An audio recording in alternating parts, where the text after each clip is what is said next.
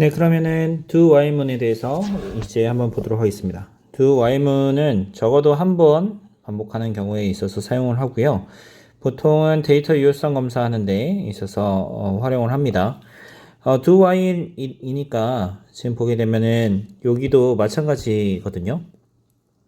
모든 프로그램이 위에서부터 밑으로 이렇게 실행이 되죠. 그래서 do while 해서 실행이 되는데 이 do 파트는 그냥 여러분들 무시하고 진행이 된다고 생각하면 되겠습니다. 자, 그래서 이 do는 딱 떨어지는 건 아닌데 이 while문이 이렇게 묵히거든요. 그러면은 이 while문이 어디까지 돌아가야 되는지 표시한다 이렇게 생각하면은 좀 이해하기 좋을 겁니다. 요 책에 이렇게 있는데 요 책 오타예요. 요 밑으로 들어와야 됩니다. 그래서 do 이렇게 있고 그 다음에 여기 문장 있고 while문 조건하고 여기 세마이콜론 이렇게 붙여져 있어야 됩니다. 자, 그렇고 지금 보게 되면은 여기서는 지금 실행되는 거 이렇게 분석해 보면 요 하나의 문장을 실행하고 그 문장이 요 조건에 실제 영향을 미치기 때문에 이 문장을 한 번 수행하는 것이 이게 필요한 거고요.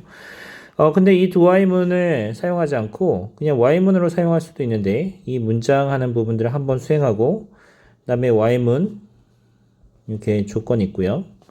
그 다음에 요 밑에다가 요 동일한 문장을 넣어가지고 실행할 수도 있습니다. 그래서 이 while문하고 do while문하고 사실 같은 의미를 가질 수 있게끔 만들 수 있기 때문에 사용을 하는데요. 일반적으로 여러분들 이제 우리 프로그래밍 공부하는 게 좀 어렵게 만들어지는 것 중에 하나가 무엇이냐면 여기 문법이 이렇게 있죠. 이 문법이 있는데 이 문법을 보게 되면은 100% 전부 다 이해할 필요는 없습니다. 100% 전부 다 외울 필요도 없습니다. 제가 해보면은 대략적인 한 20% 정도, 이 문법의 20% 정도를 여러분들이 숙지를 하고 있으면 여러분들 80%의 프로그램을 만들 수 있습니다. 자, 요거 좀 제가 써볼게요. 80%의 프로그램을 만들 수 있습니다. 제가 이렇게 쓰는 이유는 여러분들이 동영상을 이렇게 보시다가 그 다음에 퍼즐 이렇게 눌러놓고 캡처를 한다든지 아니면은 제가 이야기하는 것들이 쉽게 넘어갈 수 있잖아요. 그런데 여러분들 이렇게 제가 조금 쓰면 여러분들 귀로만 듣는 게 아니라 눈으로도 이렇게 보니까 여러분들한테 도움이 좀 될 것 같아가지고 이렇게 쓰려고 하고 있습니다. 자, 그래서 do while문 이렇게 있는데 저는 프로그래밍을 많이 이렇게 해봤는데 do while문 쓰긴 썼는데요. do while문을 안 쓰고 그냥 while문 썼습니다. 왜 while문을 썼느냐면 사실 do while문 이렇게 생각하기 전에 이 프로그래밍 하는 것 자체가 우리의 생각을 계속 전개해 나가는 거잖아요. 우리 생각을 전개해 나가는 과정을 거치다 보면은 do while문을 써야겠다 이렇게 해서 쓰는 게 아니라 프로그램 작성하다가 while문을 쓰게 됐는데 이게 문장이 더 필요하네. 그래가지고 do while문 대신에 지금 밑에 있는 요거 있죠. 그래서 문장 쓰고 while문 쓰고 또 문장 쓰는 형태로 프로그래밍을 합니다. 그래서 do while문을 써도 되고 그 다음에 while문 이렇게 써도 되는데 보면 차이점은 여기 보시는 바와 같이 이 문장이 두 번 쓰인다 라는 건데요. 보통 우리 프로그래밍 랭귀지에서 이렇게 이야기할 때 사용자의 개입이 많으면 많을수록 그 실수 혹은 버그라고 이야기하죠. 이게 계속 증가할 수 있다라고 얘기하기 때문에 do while문을 하게 되면 문장을 한 번만 사용하잖아요. 그래서 문제의 여지를 줄일 수 있기 때문에 do while을 사용하는 게 좋긴 한데 do while을 사용하지 않아도 좋습니다. 자, 언제 이렇게 문제가 발생하는지 여러분들께서 이제 보면은 do while을 사용하면은 버그를 만들 수 있는 여지가 줄어든다 라고 제가 말씀드렸는데 정말 그런가 이렇게 생각해 볼 수도 있잖아요. 자, 이런 겁니다. 예를 들면은 지금 보면은 아주 쉬운 예로 이런 게 있다고 해보죠. 뭐 오브젝트에 get 데이터라는 함수가 이렇게 있었어요. 그래서 여기 있고 그다음에 y문 이렇게 있고요. 여기다가 뭐 a 이렇게 해죠. 그래서 a가 10이면 그러면은 뭐 어떤 동작을 이렇게 수행을 하고요. 그다음에 그러면은 10이 아닐 때 네, 10이 아닐 때 빠져나오게 되죠. 그럼 요 안에다가 또 obj.get 데이터 이렇게 할 수도 있고 do 그다음에 a는 obj.get 데이터 이렇게 있고 그다음에 y문 a가 10 이렇게도 할 수 있는 거죠. 자, 그러면은 이렇게 해서 두 개 같은 코드인데 이 문제는 요겁니다. 여러분들 do while을 하는 데 있어서 이 프로그램을 한 번만 딱 이렇게 작성하고 그 다음에 그 더 이상 수정하지 않을 거라면 뭐 위로 하는 do while을 쓰든 그냥 while문을 사용하든 상관이 없어요. 그런데 이 코드가 이제 계속 어떻게 보면은 생명체가 진화하는 것처럼 이 코드도 진화를 합니다. 자, 그러면은 계속 유지보수해야 되는 상황들이 발생한다고 하면 유지보수할 수 있는 그 기회를 혹은 유지보수할 때 건드려야 되는 코드를 작게 가져가면 작게 가져갈수록 좋습니다. 그래야지 사용자가 실수를 덜 하거든요. 자, 여기서 보게 되면은 우리가 예를 들면 우리 그 obj의 get data라는 함수가 삭제됐어요. 뭐 이런 경우들이 이렇게 비일비재합니다. 삭제되고 어떤 게 생겼냐면 obj.get info라는 함수로 변경됐다고 생각합시다. 자, 이런 경우들이 여러분들 구글의 그 뭐 안드로이드 SDK 같은 경우에 있어서 시간이 흐르면 이제 사람들이 데이터는 뭐 이것도 또 다른 얘기인데 데이터는 우리가 보통 이야기할 때 데이터다 이렇게 하면은 처리되지 않은 그 정보를 의미합니다. 사실 정보라고 이야기하기도 좀 그런데요. 이 용어 잠깐 얘기해 보죠. 데이터가 있고 인포메이션이 이렇게 있는데 자, 우리가 이야기할 때 일반적으로 데이터라고 하면은 우리가 우리 주위에 있는 정보를 의미하죠. 이 정보인데 이 정보는 가치 있는 정보도 있고 가치 없는 정보도 있고 뭔가 처리되지 않은 뭐 이렇게 생각을 많이 하시면 됩니다. 그 다음에 그에 반해서 인포메이션은 가치 있는 혹은 처리된 것 이렇게 우리는 많이 합니다. 그래서 둘 다 정보인데 데이터는 이제 가치 있는 거, 가치 없는 거, 처리되지 않은 거. 그래서 말 그대로 나의 것이라고 하죠. 나의 것 그 자체를 의미하고요. 이걸 영어로 하면 row라고 이렇게 합니다. 인포메이션은 뭔가 처리된 것입니다. 그래서 가치 있는 걸로 도출시켜 놓은 거거든요. 그래서 이런 경우 있죠. get data에서 데이터를 가지고 처리를 했는데 API를 바꾼 거예요. API 명을 바꾸고 이 오브젝트라는 것을 이제 발전시키면서 이 오브젝트 내에서 뭔가 데이터를 처리를 한 거죠. 데이터를 처리한 걸 보니까 함수 이름도 좀 변경돼야 되겠다 이렇게 생각이 돼가지고 함수 이름도 바꿀 수 있습니다. 우리가 이제 프로그래밍을 할 때 프로그램을 만들 때 우리 모든 그 프로그램을 이제 하면서요. 모든 프로그램을 우리가 스스로 다 만드는 게 아니라 다른 사람이 만든 코드도 가져와서 이제 사용하게 되죠. 그리고 그게 이제 아주 일반적인 프로그래밍 개발 흐름입니다. 자, 그러다 보니까 다른 사람이 만든 거를 가져다가 쓴다 이렇게 했을 때 다른 사람이 API를 바꿔버리면 우리 거기 따를 수밖에 없습니다. 그러면은 이게 수정을 해야죠. 자, 수정을 해야 되는데 1번 케이스 지금 보면은 y문을 풀어서 쓴 겁니다. 지금 제가 녹색으로 표시하는 부분이 이 두 부분을 수정해 줘야죠. 근데 우리가 사용자가 쉽게 이제 실수하는 거 이렇게 보면 요 케이스 첫 번째 줄은 바꿨는데 뭐 바디는 바꾸지 않거나 아니면은 바디는 바꿨는데 요 첫 번째 있는 부분들을 바꾸지 않거나 이런 경우들이 되게 쉽게 발생을 합니다. 그래서 컴퓨터 공학적으로 소프트웨어 공학적인 측면에서 지금 다음과 같이 딱 한 번만 수정을 하면 그러면은 모든 것이 다 적용될 수 있게끔 하는 게 아주 프로그래밍을 잘하는 거죠. 나중에 유지보수까지 생각해 가지고 프로그래밍을 한다고 했을 때 이런 것도 고려를 해야 됩니다. 자, 이 while문, 두 while문 반복문을 분석을 해보면 지금 보면은 적어도 한 번 이상 수행되고 반복하는 횟수하고 조건 확인하는 횟수가 동일합니다.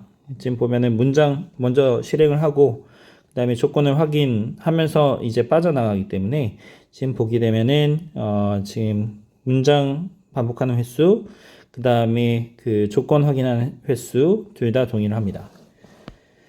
자, 세 가지 반복문 이렇게 비교를 했는데요. 여기서 이렇게 보게 되면 while 반복문은 조건을 확인하는 시점이 본문을 실행하기 전. 그러니까 먼저 조건을 먼저 확인한다는 거고요. 자, 그런 다음에 for문은 본문을 실행하기 전. 역시 마찬가지입니다. 자, 초기화를 하고 그 다음에 조건을 확인하고 그 다음을 넘어가기 때문에 이 본문 실행하기 전에 조건을 확인하고요. do while의 경우에 있어서는 본문은 무조건 한 번 실행한다 이렇게 보시면 되고요. 일반적인 제어 방식 이벤트 제어, 카운터 제어, 이벤트 제어 이렇게 있습니다. 그래서 for문은 카운터 제어 그래서 횟수를 주어져서 반복하는 것을 이야기하고요. 최소 반복 횟수 이렇게 있네요. 그래서 while문은 0번, for문은 0번. 자, do while문은 무조건 한 번. 무조건 한 번은 확인한다. 이렇게 보시면 되겠습니다. 자, 그 다음에 조건 확인 횟수 각각 n 플러스 1번, n 플러스 1번이고 do while문은 n번 확인하게 되겠습니다. 자, 그 다음에 이제 중첩 반복문인데요. 이 중첩 반복문의 경우에 있어서는 뭐 예를 들면 이런 거죠. while문 while 뭐 true 이렇게 해놓고 이 true 안에다가 이제 for문 인티저 i는 0 i가 뭐 10보다 작을 때 i 플러스 플러스 이렇게 중첩해서 이제 그 넣는 겁니다. 자, 이것도 보게 되면은 for문도 마찬가지죠. for 인티저 i는 0 i가 뭐 10보다 작을 때 i 플러스 플러스 그 다음에 for 인티저 j 0부터 j가 뭐 10보다 작을 때 j 플러스 플러스 이렇게 반복을 합니다. 그래서 이렇게 중첩해서 for문을 주는 경우를 이제 우리 중첩 반복문이다 이렇게 이야기를 하고요.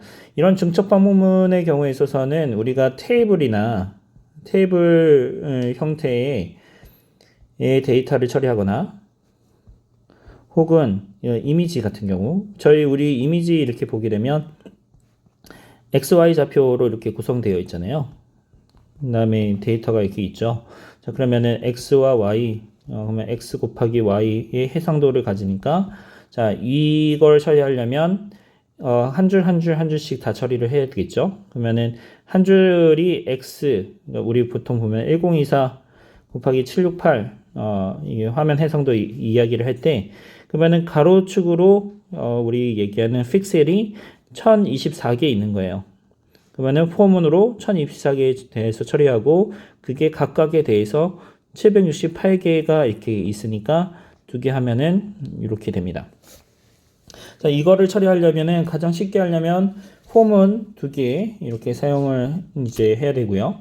이 중첩 반복문을 사용을 할 때 중첩을 하지 않고 이 for문 하나로 처리하는 방법도 있습니다. 이 for문 하나로 처리할 수 있는 방법들이 있는데요. 일단은 for문 한 번만 사용하면 속도가 훨씬 더 빨라집니다.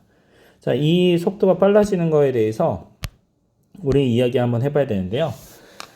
이걸 하려면은 이제 여러분들이 나중에 알고리즘을 공부하게 되면은 이제 알 수도 있을 텐데요. 여러분들 시간 복잡도라는 개념이 이렇게 있습니다. 여러분들 이런 개념들 자체는 시간 복잡도에 대한 개념 자체는 여러분들이 많이 접하면 많이 접할수록 여러분들한테 도움이 되고, 그 다음에 어차피 여러분들 이 컴퓨터 공학에서 프로그래밍을 잘 하려면요, 이 내용들이 정말 중요합니다. 그래서 여러분들이 이제 딱 이렇게 코드를 딱 보면, 이 코드가 어떤 복잡도를 가지는지 딱 이게 눈에 딱 들어와야 돼요. 자, 다음은 지금 다음 코드를 이렇게 한번 보고 그 다음에 좀 이야기를 해봤으면 좋겠습니다. 자, 다음은 이제 그 어떤 리스트를 주고요. 이제 어레이를 주고, 그 다음에 그 어레이에 들어가 있는 그 원소의 개수, 그 원소의 개수만큼 포문을 반복한 다음에 거기에 있는 값을 그 어레이에 있는 원소의 총합을 구하는 프로그램입니다. 자, 이때 이렇게 보게 되면은 우리가 프로그램을 이 함수를 딱 실행시킬 때 시간이 얼마나 걸리는지, 혹은 컴퓨테이션 파워가 컴퓨팅 파워가 얼마나 필요한지 계산을 해보고 싶다. 이렇게 하면은 그거 우리 그 계산할 수 있겠죠. 자, 그러면은 지금 명령문 하나하나에 대해서 우리가 그 개수를 한번 세볼 수가 있습니다. 자, 예를 들면 지금 다음과 같이 플로트 템프의 sum, 지금 보면은 여기 계산 한번 하죠. 그러면은 카운트를 딱 하는 겁니다. 횟수를 한번 세는 거예요. 자, 변수도 지금 여기 할당하는데 이 변수 세는 것도 카운트 뭐 할 수도 있고 안 할 수도 있고 이렇게 했는데 여기서는 하지는 않았습니다. 자, 이렇게 보게 되면은 폼은 지금 여기서 한번 돌았죠. 그러면은 요 한 번에 이렇게 볼 때 지금 한 번 어사인하는 부분, 원래 이거는 좀 더 복잡하게 할 수도 있는데 아주 쉽게 했네요. 자, 그 다음에 여기서 판단하는 부분 이렇게 있죠. 이 조건 확인하는 부분들, 그 조건하는 부분들에 의해서 지금 카운트를 한번 해준 겁니다. 그 다음에 어사인 여기 또 해주죠. 그러면 그거에 대해서 또 한번 카운트를 해주고, 그 다음에 여기 빠져나올 때, 폼은 빠져나올 때 조건 한번 확인하죠. 우리 조건 한번 할 때 n 플러스 1번 조건 확인한다고 했으니까 n번 반복하고 n 플러스 1번째 조건 확인하는 거, 거기서 플러스 해주고, 그 다음에 리턴 해줄 때 소비되는 컴퓨테이션 파워 이렇게 포함시켜서, 자, 횟수를 계산하는데 들어가는 계산의 횟수를 측정하면 대략적으로 컴퓨터 프로그램의 성능을 가늠할 수 있다, 이겁니다. 자, 그러면은 이제 우리 시간 복잡도를 얘기할 수 있죠. 자, 시간 복잡도라 하면 컴퓨터가 문제를 해결하기 위해서 필요한 시간의 총량을 의미합니다. 자, 그러면 여기에서 보게 되면 매트릭스를 서로 더하는, 그러니까 어떤 행렬이 두 개가 존재했을 때 이 행렬의 가까이 원소 요 점이 자 이렇게 줘가지고 덧셈을 하면 지금 여기 빨간색으로 표시한 요 부분이랑 요 부분을 두 개 더해서 여기다가 집어넣는 새로운 행렬에다가 값을 초기화해주는 프로그램이 있다고 보죠. 자, 여기서 이렇게 개수를 한번 세보죠. 개수를 세보는데 지금 여기서 포문에서 i는 0부터 로 각 줄을 이게 처리하는 거. 그래서 로우에 대해서 이게 처리를 하고요. 그 다음에 컬럼 요거에 대해서 처리를 해줘야 되죠. 자, 그런데 여기서 보게 되면은 요 그 로우 판단하는 거, 조건 확인하는 거 한 번 더 이렇게 있죠. 그래서 로우스 개수 더하기 1번 이렇게 하고요. 이 컬럼에 대해서도 처리하려고 보면은 컬럼 플러스 1번 이렇게 해주죠. 왜냐면 조건 확인하니까. 그 다음에 그거를 각 줄마다 이렇게 하니까 로우스 곱하기 컬럼스 플러스 1 이렇게 됩니다. 자, 그런 다음에 여기에 로우스 요 지금 곱하는 거 이렇게 있죠. 요 곱하는 죄송합니다. 더하는 거 있죠. 더하는 거는 n번 실행될 테니까 로우스 곱하기 컬럼스에 대해서 처리가 될 겁니다. 자, 잠깐만요. 이게 없네. 자, 그러면은 여기에서 계산되는 거 각각 다 더하면은요. 로우스 플러스 1번 에 대해서 이 카운트가 되고요. 그 다음에 더하기 로우스 곱하기 컬럼스 플러스 1번 더하기 로우스 곱하기 컬럼스 이렇게 있죠. 이거 한번 풀어서 쭉 써볼까요?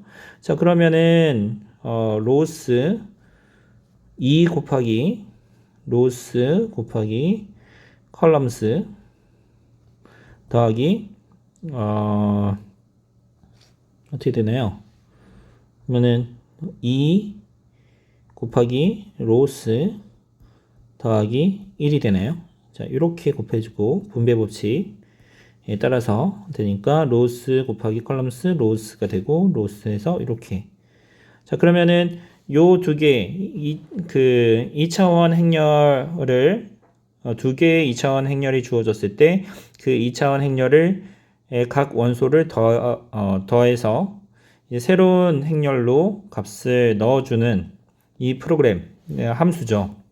이 함수에서 우리 연산을 하는데 계산을 하는데 들어가는 그 커뮤테이션 파워를 계산해 보니까 2 곱하기 횟수를 세 보니까 2 곱하기 로우스 곱하기 컬럼스 2 곱하기 로우스 플러스 1 요만큼의 커뮤테이션 파워가 필요하게 된 겁니다.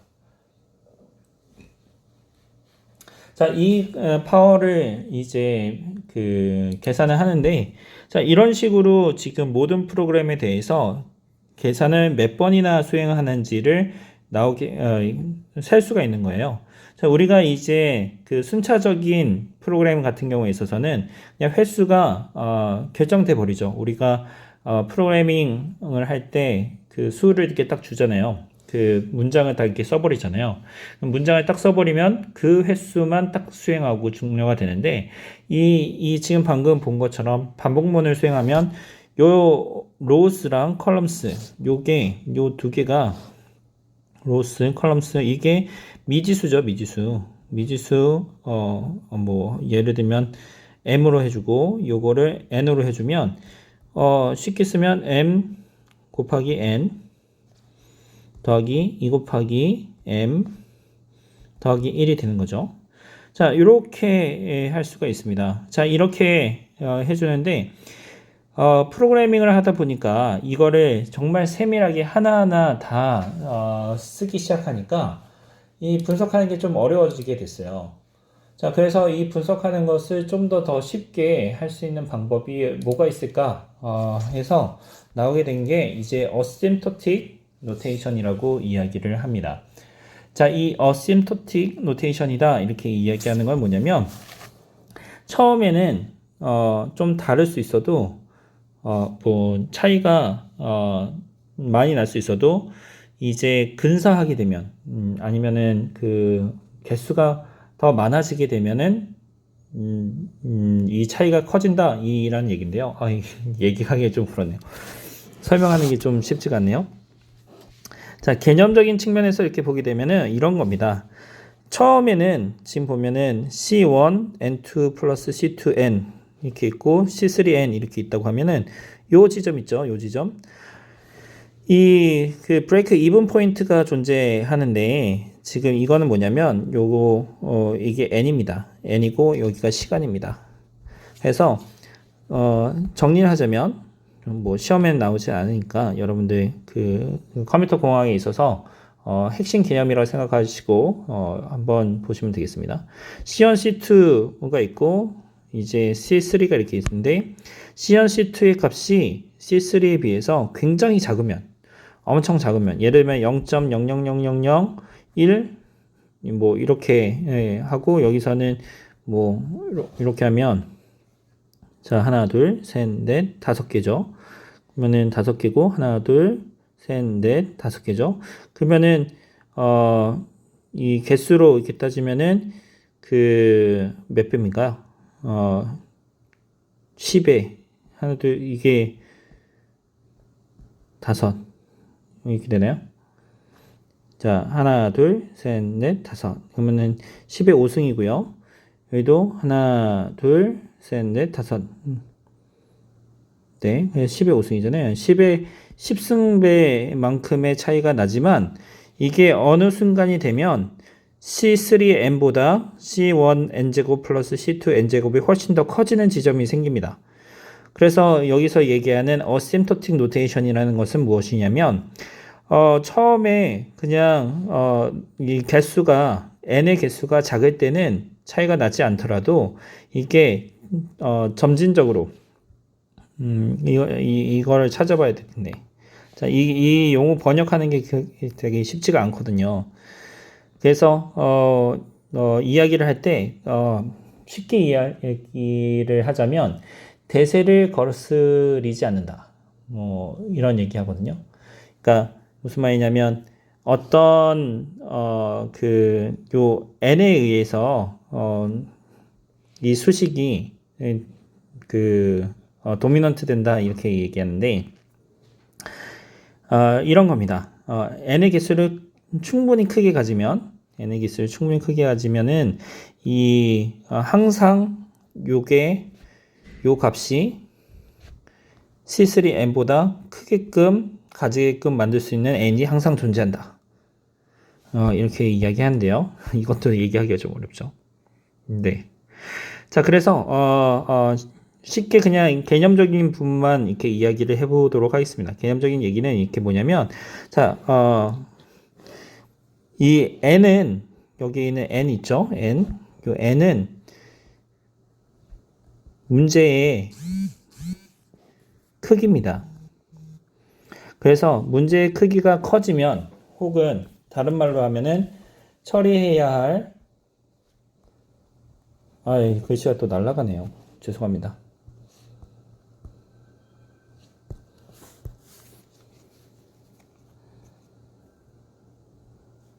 자, 처리해야 할 데이터를 의미합니다.